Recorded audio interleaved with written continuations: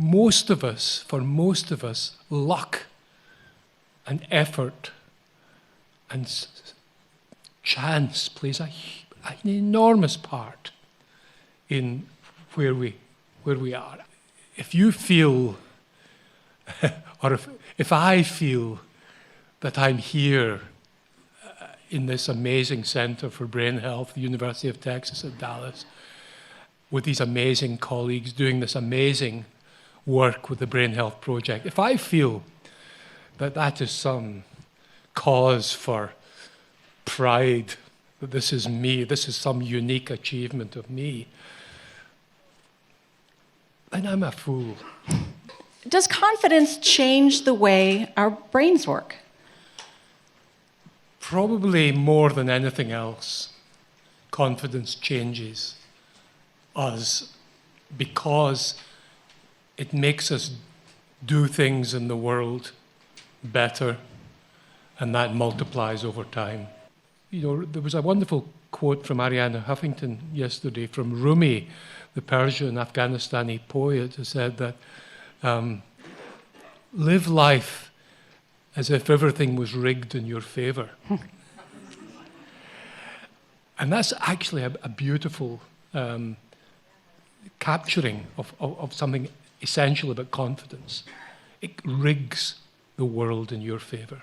And so there's one famous, to me famous anyway, study of older people being tested on a screening test for dementia.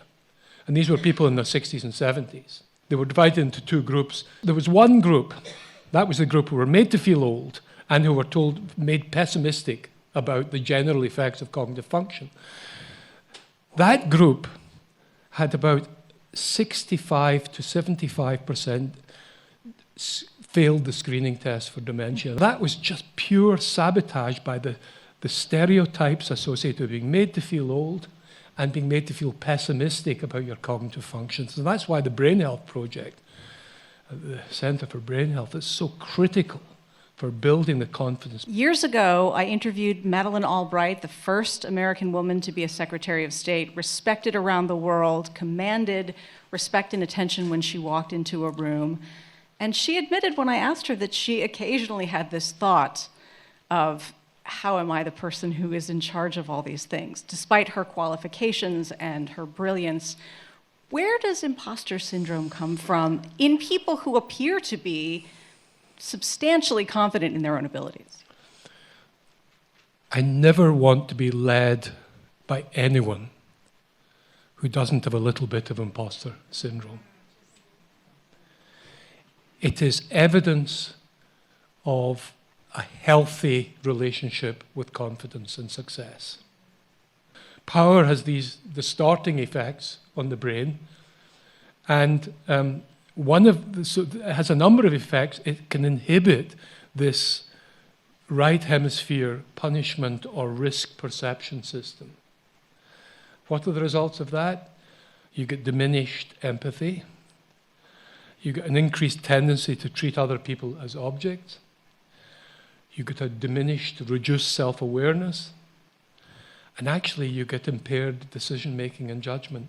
I have read probably dozens, if not hundreds, of analyses of the Brexit vote. Yours really stood out to me. What did confidence have to do with Brexit? The Brexit campaign very much harnessed that feeling of, it was a very rapid feeling. It was the biggest drop in the Gallup survey. It was the biggest drop of any country they ever saw over a 2-year period in this sense of thriving in their population. And so the people were feeling demoralized, were feeling lacking confidence about the future. And so the Brexit campaign offered them a very, I found rather pathetic kind of appeal back to the glories of the empire, of the British Empire, appealing to this sense of greatness that was based not on greatness, we can do great things now, but in the past. Voting for Brexit gave people this sense of, we can do this, but it was not based on some tangible, we can start this company, we can do this, we can do that.